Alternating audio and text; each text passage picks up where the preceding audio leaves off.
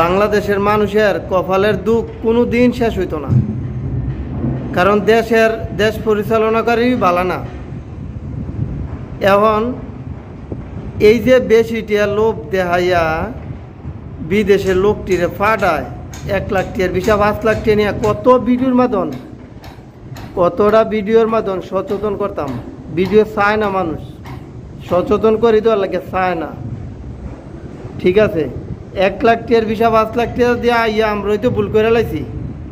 ভুল করার পরে দিয়া ভিডিও একের পর এক দিদি আছি, মানুষ চায় না। মানুষ খালি কেমনে আইব মালয়েশিয়া, হায় রে মালয়েশিয়া হুদা মধু আর মধু, আইলে হুদা মধু আর টেয়া আর টেয়া। ঠিক আছে, ব্যস্তখানার মতো সুখ। এত ভিডিওর মাধ্যমে এত সচেতন করলাম মানুষের, এত বাজে বুঝাইলাম, দালালের বিরুদ্ধে সব সময় কথা কয়ে গেলাম, কিছুই লাভ হয় নাই। ঠিক আছে, কারণ সাপোর্ট নাই তো, সাপোর্ট থাকলে না লাভ হইতো।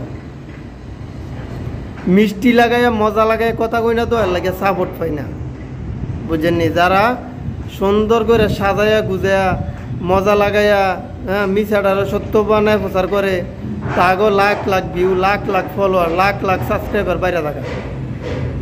আমরা তো মজা লাগাই না, আমরা উচিতটা কই। উচিত কথা সব সময় খারাপ। এই মুহূর্তে মালয়েশিয়ার অবস্থা অনেক খারাপ। তার মধ্যে এই যে দালালের বাচ্চারা, জানোয়ারের বাচ্চা যে কামটা করলো, কামটা ঠিক করছে। দেশের বাপ মূর্তি নষ্ট করছে না উজ্জ্বল করছে। এই যে লোকগুলার এয়ারপোর্টাই না বয়ে রাখছে, এই যে লোকগুলার এমনি হয়রানি করলো। ঠিক আছে, অন্য অন্য দেশের মানুষের দেখা যে হাসাহাসি করে, তামাশা করে, এটা মনে খুব দেশের বাপ মূর্তি উজ্জ্বল হয়েছে, খুব মনে লাভ হয়েছে।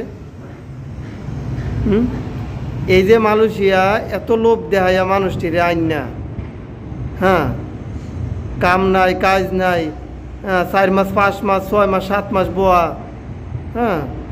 তারপরে দিয়া ভিসা লাগাইতে পারে না, অবৈধ হইয়া যদি এম্বাসির যায়, এম্বাসির তারা উল্টা কথা কয়, আপনারা অবৈধ হয়েছেন কেরে? আপনি উত্তর কার কাছে, মানে প্রশ্নের উত্তর কার কাছে পাইবেন? কারো কাছে কই আপনি ঠাই পাইতেন না।